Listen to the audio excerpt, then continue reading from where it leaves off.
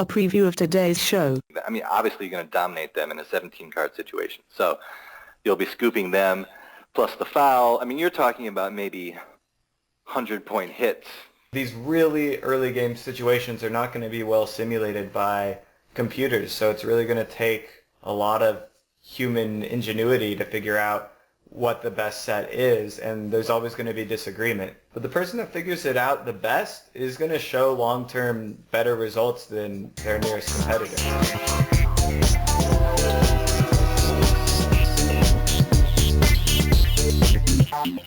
Welcome to Pineapple Express, April 2015. Hi, I'm Derric Haynie alongside Ben McClelland, and we are starting Pineapple Express, your ticket to FantasyLand. Or something like that. Or something like that. Sounds good. Yeah. So let me tell you a little bit about myself. I have been a professional poker player for 10 years. When I came across this little game called Open Face, I decided that I liked it. I felt immediately a connection with that game that I didn't have with poker because it related to me more like a chess game than like a poker game. And I said to myself, there is a definite answer for the right move in this situation. And I noticed that no one knew what it was. And I was like, I'm going to create a simulator to get at this answer. So I teamed up with the creator of Hold'em Resources. We created the simulator.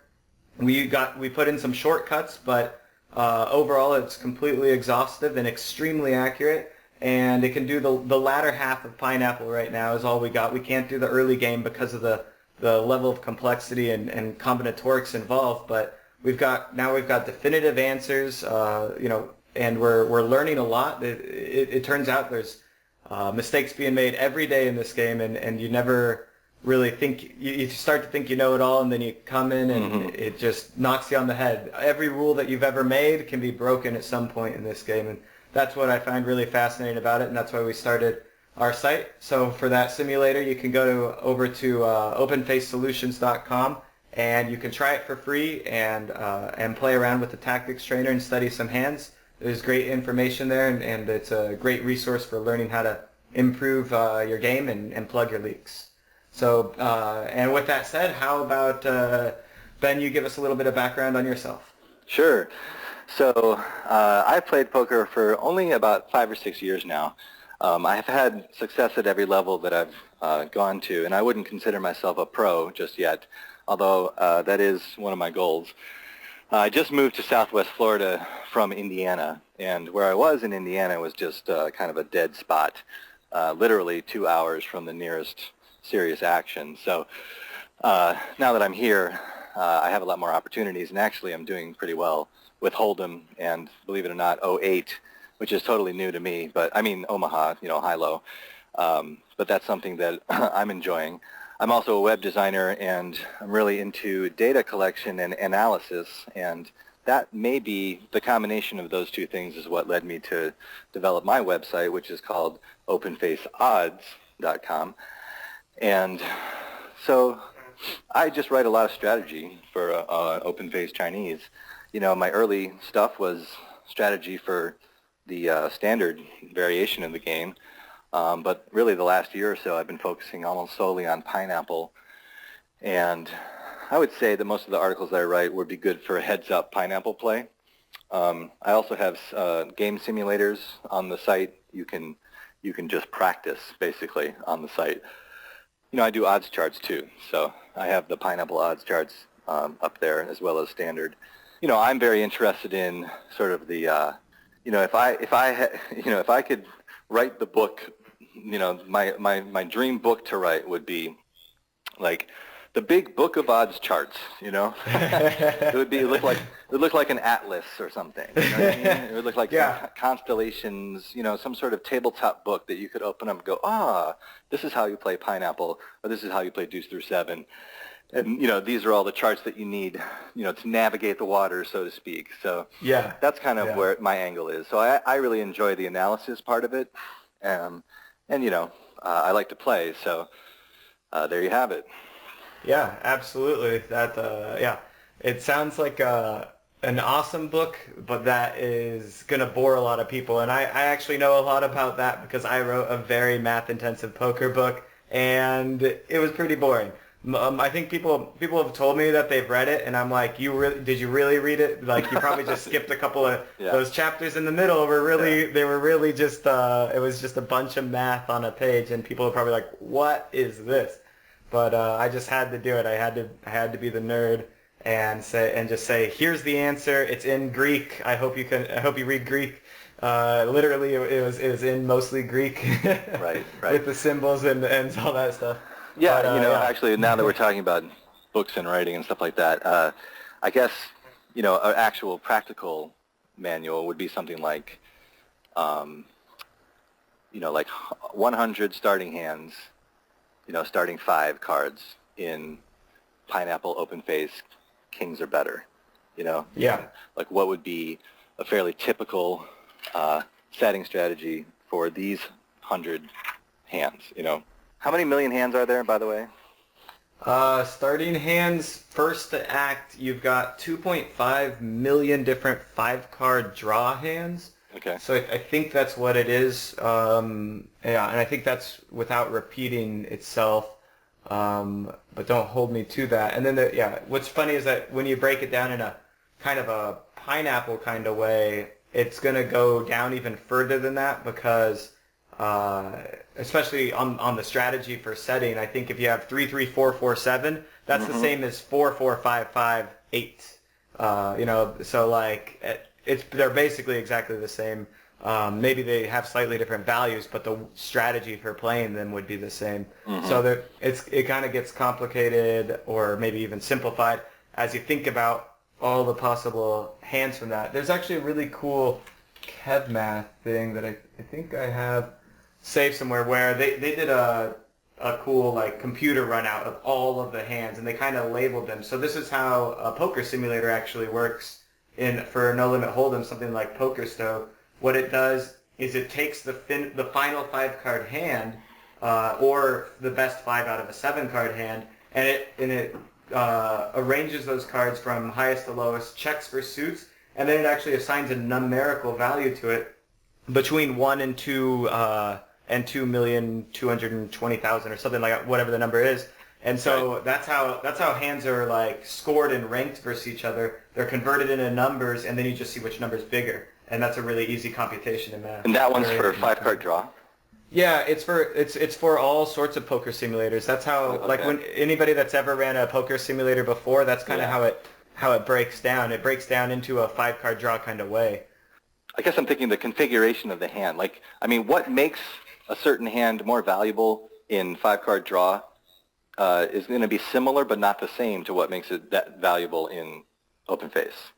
Yeah, exactly, and that's really interesting. That you bring that up. It's so true. Like a 4 flush and 5-card draw is a relatively strong hand. It's not that strong, but it's something that you can generally play. In single draw, it's pretty bad, right? I guess you're hitting 25% of the time, but it's a great hand to bluff with, I think. So it fulfills your trips and 2-pair bluffing ability. Okay. So it balances out your range really nicely. Okay. And so it fills the bottom side of that. Right. And whereas in Pineapple Open Face, it's I think a very above average starting hand. Right. It is. Yeah. I mean, you're talking about a 94% or something, right? To hit your flush, no problem. And then you don't have to work at the back row. You can focus on what you're doing in the middle and the top. So it's exactly. it's just a hand of like top strength, not top strength, but very close to top strength hand. Yeah, absolutely. What would you do with a 5 flush if you got it? A lot of times with the 5 flush, you're going to want to put 4 in the back and 1 in the middle, especially the or up top, depending on what your highest card is. If you have an ace with the 4 flush, first to act, I would put the ace in the middle every time. With a king or a queen, I'd put the king or queen up top every time. Right. I'm not necessarily going to break it down to a 3 flush, so if you have like ace, king of hearts, and 3 low hearts, right. I wouldn't necessarily do that. Maybe if it's 5, 6, 7 of hearts, ace, king of hearts, I'll put the ace in the middle, the king up top, and now we've got some sort of straight flush draw. Yeah, right. Yeah. On 7, the 8, bottom. 9, 7, 9, 10, 7, 9, jack, something like that. Yeah, you do actually, it's a game where you want to build from the bottom up, but especially in Pineapple with queens up top being Fantasyland, which is I think the one that most people play right now, is you do have to start building the middle and the top pretty quick as you go into the hand, and when you have the difference between a 99 or 95% chance of making a flush and a 85% chance of making a flush, it turns out that often is those 10 kind of points there, or 10 percentage points are outweighed by the fact that an ace in the middle gives you the chance to hit aces in the middle, which then gives you the chance to hit Fantasyland up top and make you even more points. So what you sacrifice, you make up for in many situations in this game. Right. It's not as straightforward as just locking it up. Let me ask you a question, from a simulating standpoint. Do you think that like an early 10% difference between 85 and 95 is significant at all?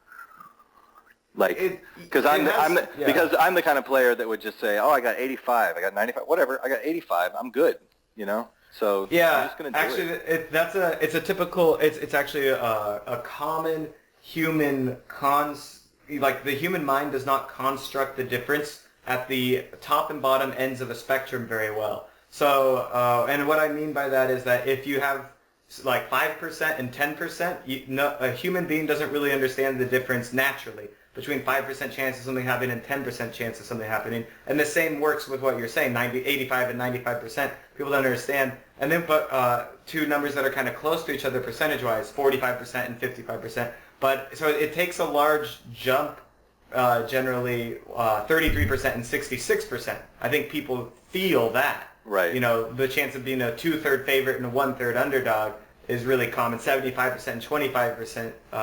Some people feel that, but every 10%, every 5% or so is really important in this game. And so I do think that 10% is a big deal, but you have to make sure you have a good reason for doing something that lowers your chances by 10%. But in this game, those reasons are there. They happen to be there a lot. So. Yeah, and as we have discussed in another part of the podcast, getting to Fantasyland, no matter what, sometimes is the right way to play a variation of the game. And at other times, having a more balanced overall hand so that you're scooping more often or preventing a scoop. Like, I'm talking about like a tournament situation, In some situations, going for Fantasyland is just bad. Open face Chinese, traditional versus pineapple, progressive pineapple variation, and where to play. Pocket Cowboys was like one of the first ones. Yeah, standard with Pocket Cowboys, right? How did you learn to play open face? Like, when did you first hear about it? Well, okay, so I was introduced to it by a couple of buddies that I used to play, like it was like a bar league, I guess. And they had it on their phone, so they had the Pocket Cowboys. So that was my first introduction to it. 3-way on a phone. Oh, passing the phone back and forth? Yeah, passing the phone. And, it was standard open face. Yeah. I mean, that's what I call it. Yeah. Some people call it traditional. You call it traditional. Yeah, I call it standard. It's about the regular. same. Some people say regular, open face. So when we talk about what regular or standard open face Chinese poker is, we're talking about 13 cards per player, where you get the first 5, you set them all, then you're getting 1 at a time, right? Yeah. Yeah. It's so slow and boring. And also, if you look at it closely, you're almost never supposed to gamble. There's a couple of spots for it, but most of the time you're playing so safe that there's no fun, there's no tough decisions. The decisions are relatively cut and dry. You'll get into a few tough decisions, but in Pineapple, I feel like every decision could be a tough decision, or at least 10 times more than traditional. I think that's what drives that game to be a better game. Maybe in traditional, the people making the gambles and mistakes are making a bigger error, but those so maybe there's more room to capture value off of bad players. But I think that people will generally figure out the game faster, and then then you're just playing. Everybody's just playing super safe, and there's no money to be made essentially. Yeah, what you're basically saying is that it's pretty solvable. Yeah, well, it's solvable from the human mind perspective. The combination, like the simulation side, it's it's still complex in that sense. It's just that like because you know that it's the decision is relatively cut and dry, and you can just see that you're not supposed to put queens up top before you have two pair in the middle with 3 cards to come or something like that. Like it just doesn't make sense most of the time.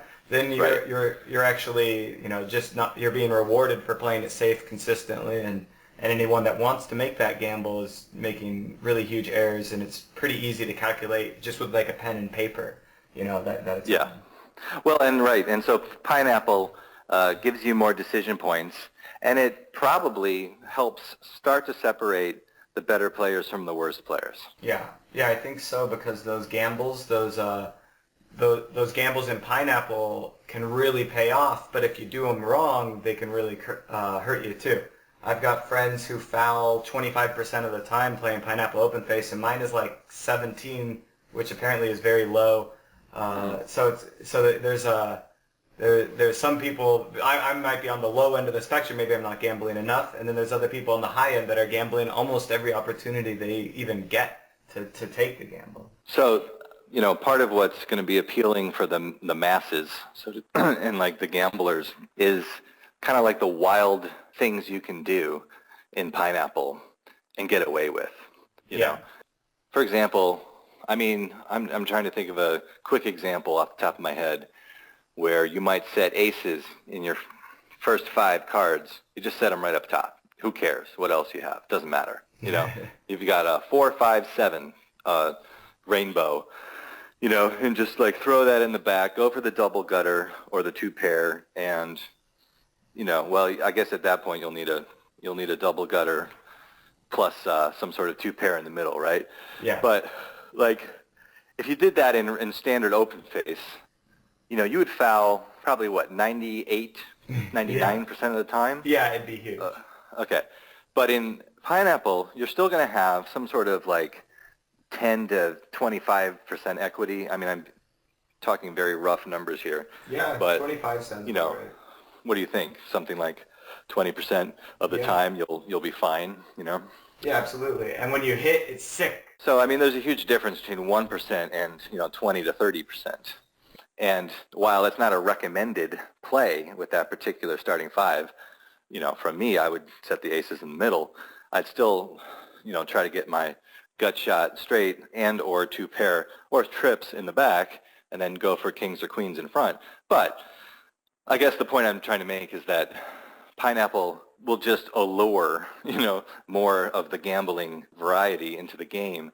And, if you know what you're doing, you know your numbers, you can probably make money off them. Let's talk about the progression of open face briefly. Yeah. Because, we know that the standard open face was the first one. You could play it 2-handed, you could play it 3-handed, 4-handed. So you can play up to 4 people, using 13 cards. But once you start playing Pineapple, you're playing with 17 cards per person, so you can only play 3-handed. So I played quite a bit of heads-up Pineapple, and when I started playing 3-handed online, and I was just playing, play money chips, I wasn't investing anything in it. I found that I was pretty dominant in a heads-up setting, but that when I started to play 3-handed, I was a little confused as to what good strategy was. So it seemed like a really different game.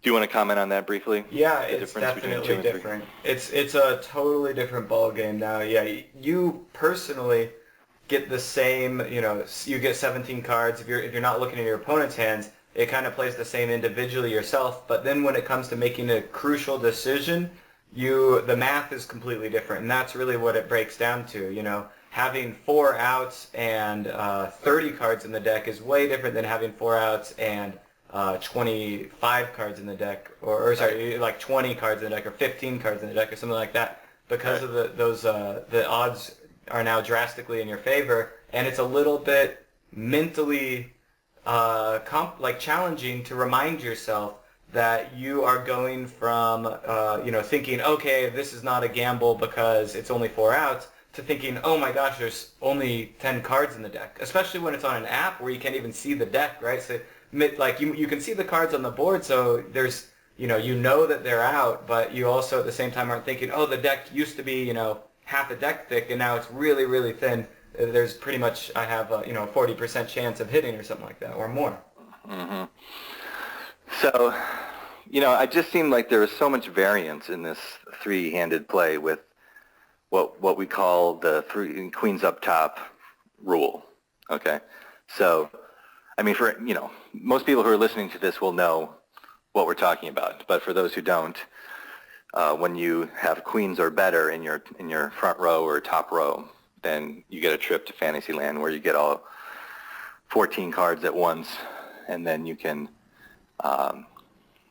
set them with the advantage of seeing them like regular what's the word? Regular Chinese. Regular. I was like regular open face. No, it's like regular Chinese poker, right?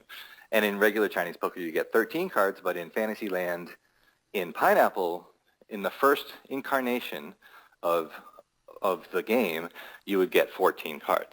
Mm-hmm. We had a lot of discussion about that about a year ago on 2+2. I ended up getting in touch with the editors of the 2+2 magazine and wrote an article for them in last March. It's in the online edition only. I don't even know if that still exists. But in any case, what I called it was Once You Go Pineapple. And I was pretty much talking about the differences, and it's on my website. I basically discussed the differences between standard open face and Pineapple open face in the article. And then I talked about the viability of this Pineapple version as a cash game or tournament game, mostly as a cash game. Because we were approaching the 2014 World Series, and it was becoming clear through the Twitterverse and the forums that Pineapple was going to be probably the dominant variant that people were going to be playing on the side at the World Series. So I decided to put an article out there just to talk about what is your bankroll requirements. Is Pineapple a grindable cash game? You essentially then came up with the idea of changing the value of Fantasyland depending on what hand went up at the top. Yeah, that's right. So, and it wasn't my original idea. I mean, it was something that had been tossed around the forums, and I believe that a few of the Vegas players who played it live had already suggested it. But I took that idea and did some research on it and just found that it might be a better cash game to play if you had a variable value in the front, so that for Fantasyland. So meaning queens up top, in Pineapple, not so hard to do. So it shouldn't give you that much of an advantage in Fantasyland. But if you can get kings in front or on top, or aces, or even better, trips, then you get rewarded in Fantasyland. And so basically, that's what progressive Pineapple is. I believe that the Tony Bet rules for progressive are you get 14 cards. It seems a little crazy to me that they get so many cards, but they get 14 for queens, 15 for kings, 16 for aces, and then 17 Fantasyland cards for trips in front. Yeah, that's going to change the value a lot. Give you some opportunities to really go for some crazy stuff. Yeah, and actually I think what's going to happen is that the more, there will become a sort of standard solid play, once you have this, I call it variable value Fantasyland, but they call it progressive. So, this game, let's just call it this game, regardless of exactly how you're going to score it. I mean, we did it in our home games, and queens got 13 cards, kings got 14, aces and better got 15. Because frankly, if you get 15 cards in Fantasyland, even, against a regular Pineapple player, that's still a huge advantage. I mean, you and I did some numbers. Yeah, so it's about 7.5 for 14. At 13, people have said that it's not even much of an advantage at all. I don't know how it really stacks up, but I think there's still an advantage there, maybe 1 or 2 points. Yes, I think it's about 1.5. So I mean, from the research I did, which was 200 hands. I ran 200 hands and got about that number.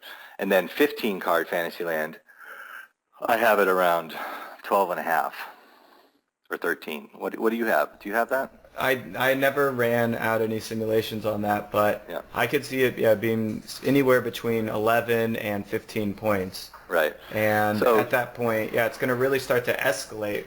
When you add cards from here, you're talking about like each. It's almost like it's like an exponential growth function, because you know how many times you're looking at a 14 card hand, and you're like, oh, if I had this Yes. one card, I'd That's have right. trips up top. I don't even know what 16 card Fantasyland is going to be worth, or 17. I mean, 17 just seems like it's going to kill the game. But then again, Yeah, I just know that they changed the rules for what happens when you stay in Fantasyland, because you only get 17 card one time. If you got 17 card Fantasyland and then you could go into a 17 card Fantasyland from that, you could stay in Fantasyland for like 100 hands. So yeah, conceivably. I mean, I think your odds of staying in Fantasyland with 17 cards are going to be well above 50%. yeah, so that's an additional value. So there's whatever its number already is, you add another 7.5 there for the 14 card that you get thereafter, that's pretty nuts. So you're looking at like a 25 odd point swing, if not more. And if you're playing, let's say you're playing three-handed, and maybe one of your opponents fouls and the other one just has a regular hand that's okay, that doesn't get them to Fantasyland, so you're dominating them. I mean, obviously you're going to dominate them in a 17-card situation. So you'll be scooping them plus the foul. I mean, you're talking about maybe 100-point hits, from having trips or better. Yeah. You really have to change how you think about the game and as far as bankroll requirements and stuff like that at that point. Right. And I don't know how they play on Tony, but I've never been able to play there since I'm in the U.S. But I mean, you've got to have a lot of money on the table just to sit down and play that. Otherwise, you're just missing a huge opportunity to stack people when you hit. Yeah, I mean, I think that would be a good topic for a future discussion. Is what is a BRM strategy for this game? Yeah, I think it's becoming more clear these days, and there's been some talk on 2+2 about that, so I'm waiting on more information. Hopefully when they post the 2+2 thread, we can take that information and share it with everyone so that we can take a look at really what the breakdown of the variance looks like, at least for regular Pineapple. I don't know if we'll have progressive right away, and maybe also Deuce to 7, and see how that looks down the road a bit. Yeah, so maybe we should take this opportunity just to talk about like Tony Bet's impact on the OFC community in the last year. Absolutely. So when we go over our brief history, we were talking about Pocket Cowboys, one of the first apps that came out. It was iPhone only, and then what happened was in 2014, I believe, they added Android on right before the World Series. I think they were trying to be ready for the World Series, and something went wrong, and I guess the adoption was not so good. So it kind of lost its appeal, or lost its popularity or something. And then that ABC app came along sometime about a year ago-ish, year and a half ago, and it's actually was very popular for quite a while. It had quite a run, of people just playing heads up against each other, as well as against the computer, which I know you have some comments on that app. Yeah, the app is pretty good overall, and that computer I think is a really good computer opponent, probably the best out there that you can play against super actively. Maybe PlayWarren.com offers a better computer, but the gameplay experience is way lacking there. So if you're playing by yourself, the ABC computer is the way to go, bar none right now. Yeah, I would say that it's like a very aggressive opponent who knows his math. Yeah, it's a math-based algorithm for sure. So it might not know all the nuances, but it knows the odds. Yeah, I mean, if it catches a pair of queens in its first 5 cards, it's almost always putting them right up front. So it's aggressive for sure. Yeah, it does seem pretty aggressive. Did you want to comment on the other stuff? So yeah, well, from there, I think now we've got Play Pineapple that's really taking over the app market. That's what I play on now. It seems to be a lot smoother than ABC. It has less errors. It's got 3-player functionality. It's got the deuce to 7 middle. It's got 2 on the button. It's got these cool things. It's also got a hand of the day app and 2 on the a button. banker function. Is that what we also known as crisscross? It's like crisscross for 2 people. So if I'm playing, Right. if you and I are playing, I'll get Right. 2 hands on the button, and then you'll get 2 hands on the button, and it makes it kind of interesting how it kind of flip flops. Obviously, the person with the 2 hands has a lot of power, and they're in a huge expectation to win. But they're playing both of those hands against 1 hand, and then on the other side, the other guy's playing 1 hand versus 2. They're really just playing 3-handed when you're on the other side of it. You're playing Right. 3-handed versus 2 opponents. They just both happen to be the same person. Yeah, that's kind of cool. Yeah. So the math doesn't change when you're not on the button, except you're always out of position. And then when you are on the button, the math does change drastically because you're just playing 2 heads-up games versus the same board basically, and then you have more dead cards. So it's kind of funky like that.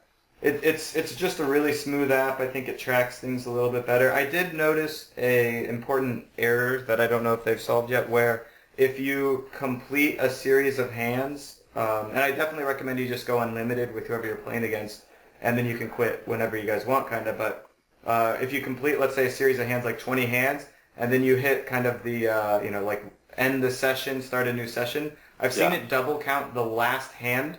Okay. So if I was minus 13 before the hand and then minus 7 after, it moved me even that's 6 more. It moved me 6 more in the other direction, so I was minus 1.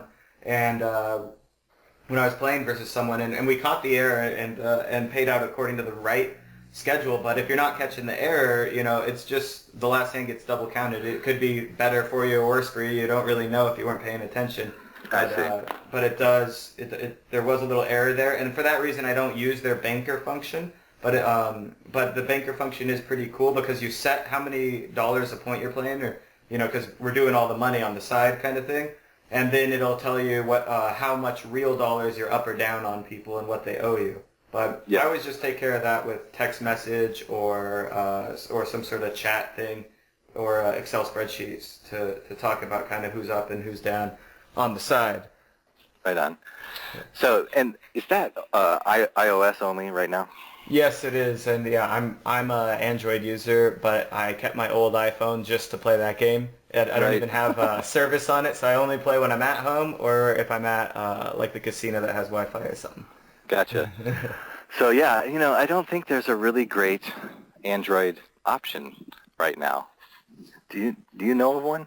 Yeah, I don't. I think that Android is a little bit kind of left in the dust for this, and it's kind of unfortunate. I've definitely got. Yeah. Oh, you know what? I used Pineapple a bit when I was on Android. Okay. That's Pineapp. Pineapple. Yeah, and then if you search that on the marketplace, there's some other app that might come up that's for a church or something. It's not that one. It's the Pineapple Poker one, and that was really good. That had some great functionality and worked really well. I think that the guys behind it I talked with a little bit, and they were looking to expand over to iOS so that you can play across both, but I haven't heard much from them lately. So for the PC market, or I suppose the tablet market, you can play a couple of places. From the U.S. on the new SWC, which is the old Seals with Clubs, but it's now called swcpoker.eu. They run a lot of games. There's quite a number of different poker games there. But one of them that they do specialize in is the Pineapple Openface, and they haven't had in the last couple weeks or so, but they have had quite a few free roll tournaments where you could actually learn how to play. And I've played with people who literally have been in their first hand. They're like, "What do I do?" Or they're like, "I'm just." They're like, "Make the best hand in each row, right?" And then, and they make some hand like trip aces up top, right? And then they make like whatever best hand they can make with like 2 pair in the middle and then, like a flush in the back, but it's a foul. They're like, Yeah. so what happened? They're like, what? I thought you were supposed to make the best hand in each row. Well, you'd have to make the best hand, progressively from bottom to top. Yeah. Which, most people know, but if this is your first time listening, then there you go. So they did a lot of free rolls, and there were 80 people in the tournaments, which I thought was pretty good. And then I would say, they probably have about 220 to 250 people on like nightly, and playing tournaments, cash games, and the like. And they have, I would say, somewhere between 7 and 10 three-handed pineapple tables running cash at any time. And it's in Bitcoin, so, you can literally play for tenths of pennies, per point. Yeah, that's kind of nice. Yeah, and they have some bigger stakes there. In any case, that's one place that you could play, from your computer, from the U.S. And then, so if you're outside the U.S., and it's legal to gamble, from the U.K. or Europe or, elsewhere, you can play on TonyBet, which is Tony G's open face only poker client. TonyBet is a online sports book, but then they opened a poker client in about 6 months ago, and it's dedicated solely to open face Chinese. Yeah, that's awesome. Yeah. They've got a big budget behind them too, which is they've got the marketing. They're doing a really great job with publicizing their product and their new games. So so they just recently came out with a deuce through 7 option. I think that's been available for about 2 months, and they literally just rolled out this progressive pineapple maybe a month ago. And I'm since we're in the U.S., we don't play there, so we don't know about the action. So hopefully we'll be able to see some YouTube videos coming out, some Twitch type things, and we'll get an eye into how that progressive pineapple works. Because I for one am very interested to see how that does. Yeah, I want to see how it affects the gameplay and kind of how that'll also change. Foul percents are probably going to go up, and then your middle hand strength is now way different. Your whole hand strength charts are way different. When you think about how your average hand kind of is like aces in the middle and queens up top and a straight or a flush on the bottom. Now it's like since you're putting aces up top, you're probably like, or even going for trips more often. Now you've got like a whole another dimension that you have to think about, and how you're going to make 2 pair in the middle or trips in the middle, and how you're going to make a flush on the bottom like a higher percentage of the time. Really going to change it all around. Starting hand strategies, splitting pairs, drawing to a full house, and other statistics. Yeah, let's talk about hands for just a second, like starting hand qualities, starting hand decisions. Like let's say you had queen, queen, ace, 5-5. Okay, 3 hearts. In traditional pineapple, how are you going to set that? Yeah, I am always doing the FantasyLand set here, where I'm putting the queens up top, ace in the middle, and the 5s on the bottom. The hearts are not, when you have 2 pair, I think that a 3 flush and even a 4 flush is irrelevant. I don't think you can't have a 4 flush if you have 2 pair. That's actually impossible, I'm pretty sure. But the 3 flush is way outweighed by the 2 pair. So once you have 2 pair, you can ignore all flush possibilities straight away. And even with 1 pair, I start to ignore a lot of 3 flush possibilities. But I don't know if that's right or wrong. I just tend to favor the pair way more than the 3 flush. Well, so, to our original question, which was how would you play that differently in progressive pineapple? You're going to take the ace, you're going to stick it right up top, right? You're going to put the queens in the back instead of on top, and the 5s probably in the middle, right? Or you're going to do, so it's going to be like ace, 5s, queens. Yeah, or you could do 5s up top, queens in the middle, ace on the bottom, right? Because now you can go trips. It's a little bit easier to... Yeah. If you're really going for trips, it's not that hard not that hard to support it in the back, but I'd rather have something, I don't know. If you, like, you would think that you'd want to back into trips with a worse starting hand. You know? Ah, that's a good point. So if Like it's 6-6-4-4-3 is your starting hand. Yeah, that's perfect. Now you're going, yeah, now you're splitting those pairs up, whereas in regular Pineapple, you should definitely play the two pair in the back there. Here, Right. you really want to split those pairs up, go for the trips, and try and hit that 17 card bonus that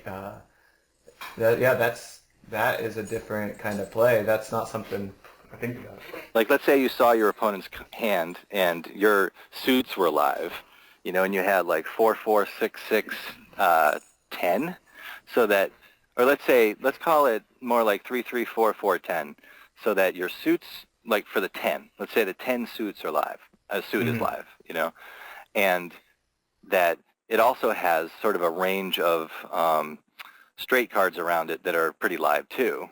You know, maybe the play there is going to put the small pair up top, middle pair in the middle, and then just your naked 10 in the back, and see if you can't hit a flush or a straight in the back, and then try to get your trips. Yeah, I like it. I think that changes the game quite a bit from the way that I'm play regular Pineapple right now. Yeah, you know, we talked about this a few weeks back, and then I was on some kick where I tried to, like, I used my own simulator, which is, you know, on openfaceodds.com.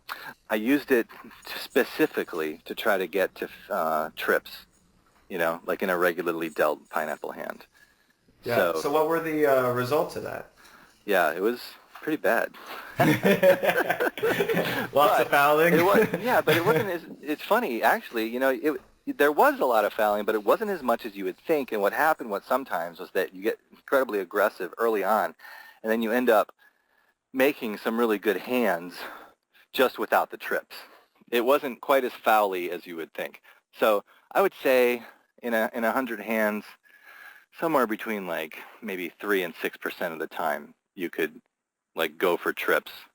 And so what I was trying to do was, I mean, you know, it was just a human trial. So I didn't have enough of a sample size to give any serious, you know, get any serious data. But I would say there's going to be kind of you know, what I was trying to nail down was like sort of a range of starting hands that you'd want to do that with, you know. So if you're in a three-handed progressive game, you get a certain type of starting hand. You know, let's call it ace-ace, king, you know, 10-9. Mm-hmm. I'm thinking you're just going to want to go for the kings up top. You know, you're just going to put the aces in the middle. You're not going to be too aggressive. I mean, what? You know, why? You know, like there's no way to support aces up top with that type of hand. But, you know, what is it? Like over 60% of the time you're going to catch a king. You know, if you start with one, right? That's 3 outs right. or whatever. So, I mean, yeah, I think it's going to really help narrow down like starting hand combos and what you're going to do with them. There's just going to be a certain way to be able to, you know, I mean, you're not going to be able to get trips up top every single hand or even aces, right? So you just have to work with what you got. So, yeah, anyway, that'll be quite, there's going to be years of work that people are going to put into figuring out how to set the first 5 cards in any kind of open face, right? Yeah, absolutely. It's tricky. It'll be like the chess manuals, you know, and you'll have, you know, entire books written on, you know, ace, king, king, 5-5. That'll be its own book, right?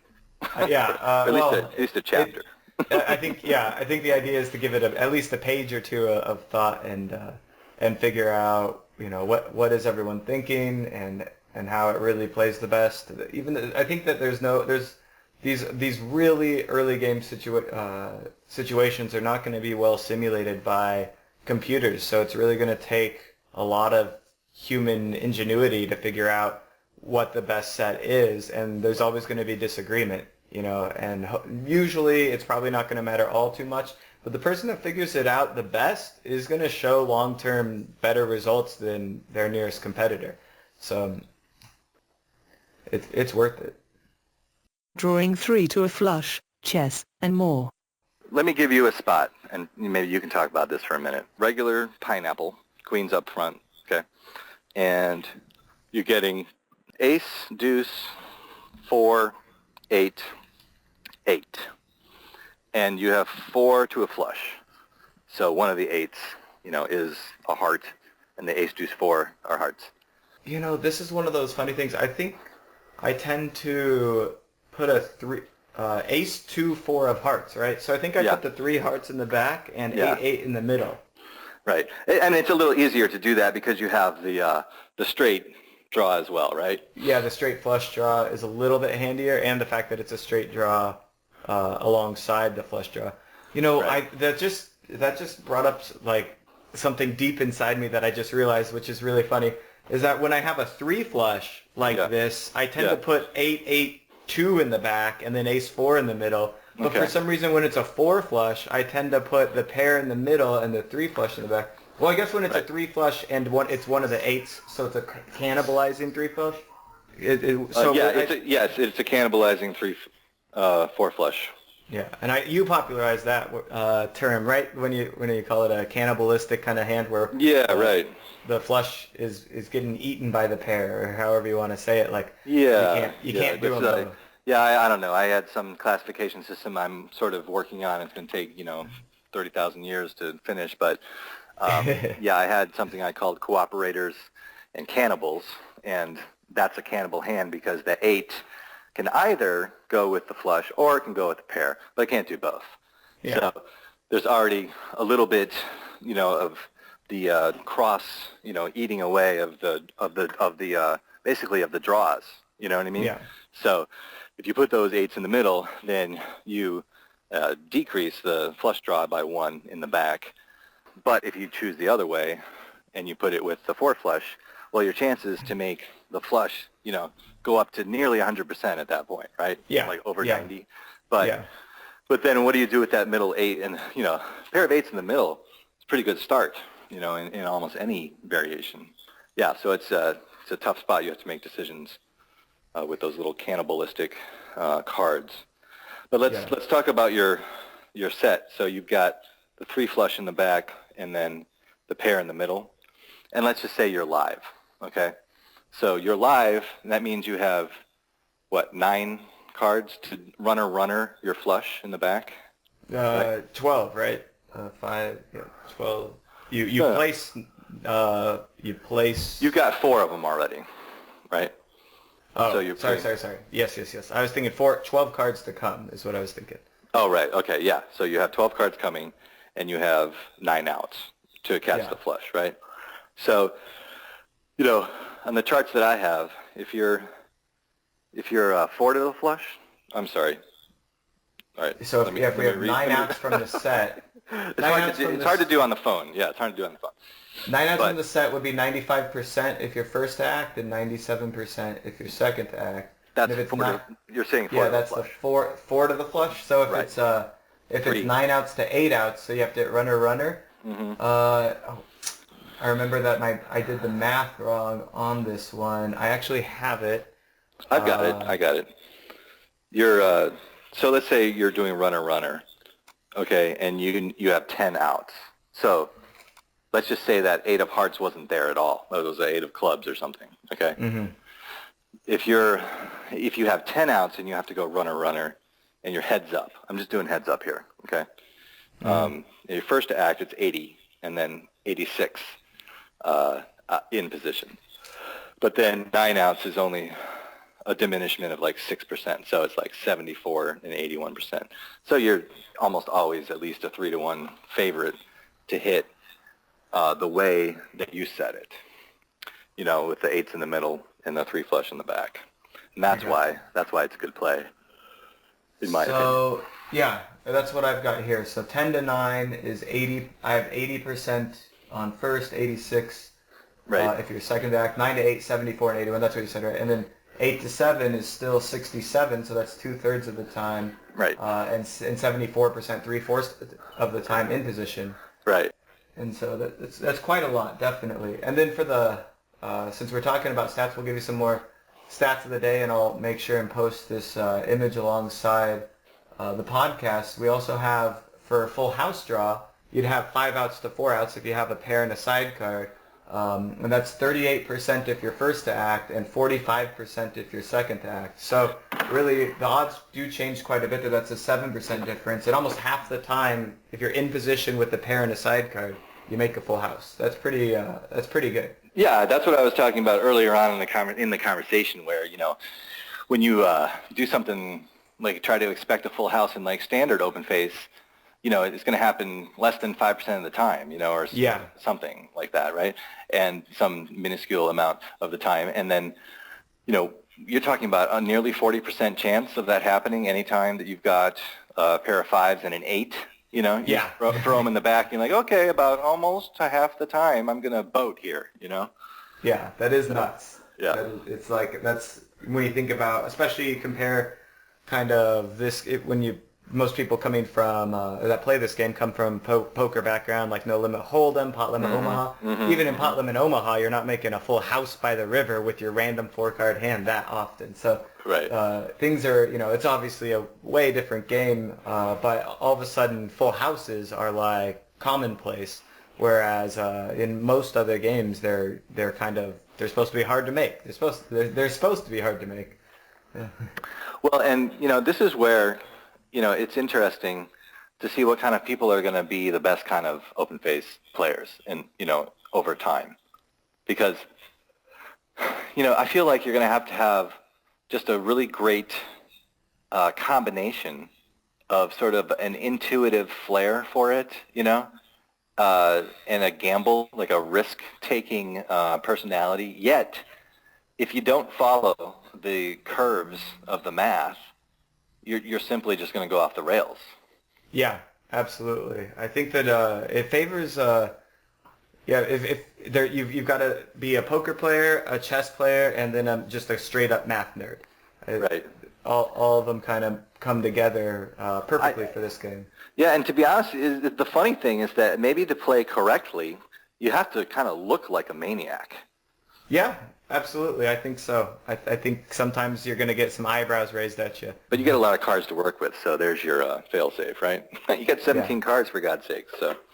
Yeah. And that's not even talking about some of these jumbo variations that are coming out, right? Yeah. Just for 2 players. I mean, you play with half the deck, basically, but you can build like 4 rows, so you get 5-5-5-3 or 5-5-5-2 or something like that. It's that's out there, I think the game will continue to evolve with those weird variations, and that's what happens with all sorts of card games. If you ever play like Pinochle or Canasta, you play it on the West Coast, it's one game. You play it on the East Coast, it's another. Bridge even has different rules based on region, and and that's a very well established card game. So you're going to get people that just are like, I'm bored with the real pineapple, let's try it this way, and that's fine, that's fun, that's what you're supposed to do. But in order to create an app for it, it's kind of a lot more complicated there. And then for me, as the educator, it's really complicated to create strategies for all the different games, because like we just talked about, progressive pineapple, you have to rethink your entire approach to the game. You can't really take anything from pineapple and move it over, because the odds are going to be about the same, or I guess the same, but the payouts are going to be different. So your odds of hitting might feel very similar, but the reward being so much higher changes what play you end up making. Right. Yeah, I think, you may end up just really skating right around the 50% line, quite a bit, or, you know what I mean? And even going under. I mean, it may just be worth it, right? Over a sample size to be like taking the 38% line. I'm not totally sure if that's right or not, but if you think about what is the payout, yes, there's no doubt that the game has exploded the last 2 years. You can go back even another year or two where people were starting to play it on the side at the EPTs in Europe, and it kind of came over. Sean Deeb and Jason Mercier were, early proponents, right? Yes. And then the apps came along, and then Vegas picked it up, and it's not a huge casino draw because you can only play 2 to 4-handed, so it's kind of tough on casinos to want to spread it. Although if you request the hourly table stakes and so on, you can get it going in some places. But I live in Southwest Florida, and my local casino won't spread it. I don't even know if they have a license for it. But so I think it's going to be, a real online heavy experience for people. Yeah, absolutely. And I think more and more places are picking it up, but you're right that there is that huge drawback that the casinos really don't want to spread this game. A lot of times it's spread before another game is going to start up, so it's just Yeah. like a placeholder for an hour or two, Yeah, right. or less. And that's definitely how I've gotten some live open face experiences around here in San Diego. And then sometimes even after a game breaks, you might play a little bit of open face on the side. But it's an interesting game because I really do feel when you play this game live, you get mentally exhausted so much faster than when you're playing something like Hold'em. It's just like there's no breaks. It's 100% strenuous. Yeah, you can't make on your mistakes. brain. You really can't make any mistakes.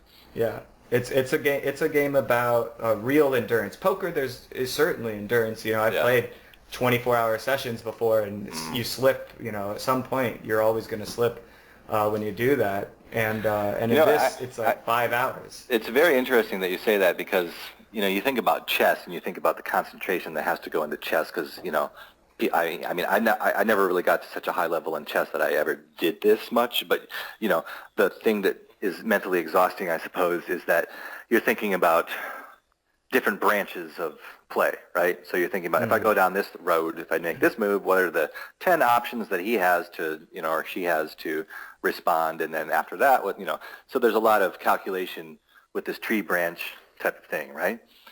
But do you think that's more exhausting than what you're talking about? Because, in open face, it's like maybe there's fewer lines to think about, but there's more visual cues to have to focus on, like the different cards. There's just more information in front of your eyes.